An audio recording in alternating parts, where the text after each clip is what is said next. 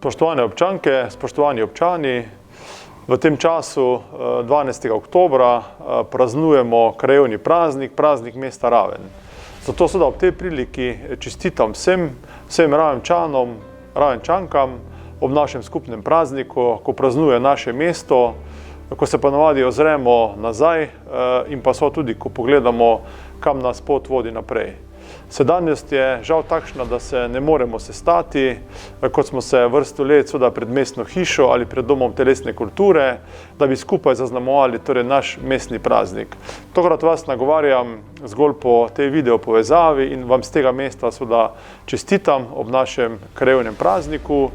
Hkrati pa se skupaj z drugimi poklanjamo preteklosti, polagamo vence na Navaškem vrhu ter seveda tudi z optimizmom zremo v prihodnost, kajti sedanjost zaradi te korona krize seveda ni rožnata in skupnimi močmi moramo nekako preživeti ta težek čas. Trenutno število okužb narašča tako naravno kot tudi v Sloveniji in lahko samo rečem, da ostanite zdravi, pazite nase, pazite na druge, da ne bo zopet prišla epidemija, s katero smo se že naravno tudi spopadali v mesecu marcu letošnjega leta in tudi skoraj celotno leto. Ne glede na to, pa naravno imamo smele načrte, ki so nekoliko zastali seveda zaradi te situacije in se bodo v večji meri uresničevali v prihodnjem letu 2021. Med te načrte spadajo seveda novogradnje vrtca, doma za starejše, obilica cest, prenova športnega parka, tudi zdravstvenega doma. To, da v tem času govoriti o tem je nehvaležno, kajti ne vemo, kako se bo situacija odvijala.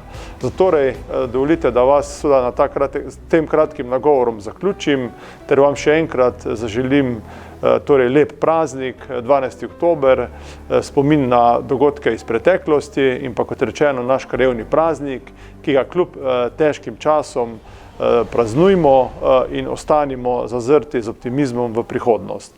Torej še enkrat čestitke vsem Ravenčanom in Ravenčankam.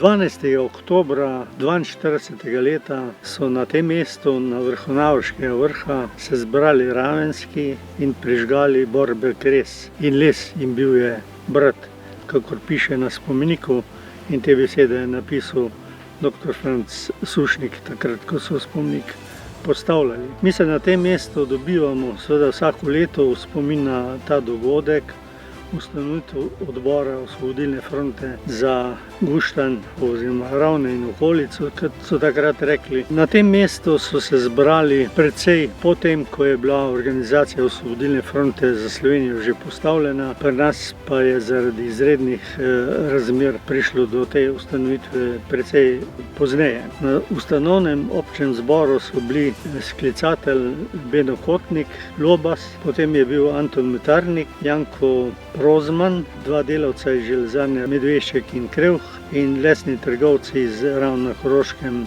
Alojz Winkler. Jaz sem prej zaželel, zdaj tudi preko televizije, zaželim vsem Ravenčanom veliko zdravja in bodite srečni. Čestitam pa tudi za praznik mesta Raven.